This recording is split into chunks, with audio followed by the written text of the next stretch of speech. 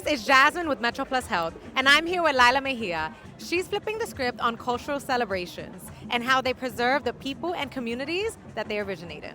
You were born in the LES. Yeah. Tell me about that experience as a Puerto Rican woman. Growing up in this neighborhood was beautiful because it was very community, Boricuas, everybody together. We were a family, we were a unit. Even though people said it was crazy back here in the 80s, I don't remember that. Elders always looked out for you. This neighborhood was the type of neighborhood that your parents would let you play in the park. They call you at like late at night, 6 o'clock, 8 o'clock when the sun was setting. My mother would call from the 12th floor, Lilah! And if you did something, you got a pela from the neighbor, from that neighbor to the other neighbor. That by the time you got upstairs to your mother, you had like 5 cocotazos. As an organizer of El Grito de LES, Puerto Rican Parade and Festival, what does it mean to you to put this together? It's a sense of pride from where I come from. This is my thank you to everyone who raised me in this neighborhood, everyone who I consider my brothers and my sisters. Every elder telling me stay in school. I'm a product of this neighborhood.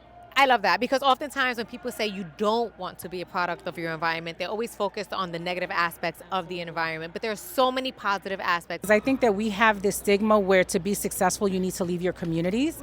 And I don't agree with that. You can be successful within your community as long as you're giving back and you're doing positive things.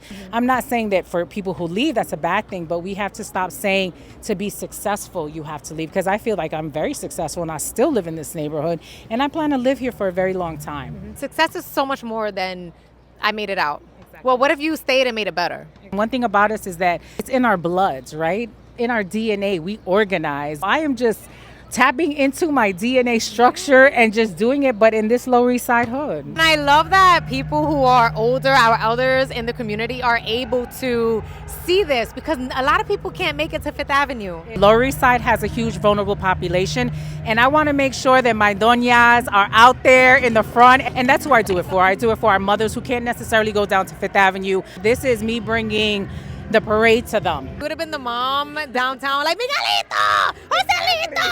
Having Metro Plus Health be a supporter of El Grito de LES, Puerto Rican Parade and Festival, what does healthcare mean to you personally and to the community at large? We don't necessarily prioritize our health. You know, we live in communities where we don't have access to good food. And so it's very important that we have people like Metro Plus Health to help us out and be present in community and say, hey, I support you, but I'm also making sure that you're taking care of yourself and that you live a long life, right? And then there's another component. There's a mental health component, right? We got to make sure that we take care of each other because it's such taboo, and we're trying to unpack that taboo that's happening in our communities. All right, y'all, we hope to see you here next year, and be sure to check out the rest of the Puerto Rican festivities that Metro Plus Health will be part of. Yeah.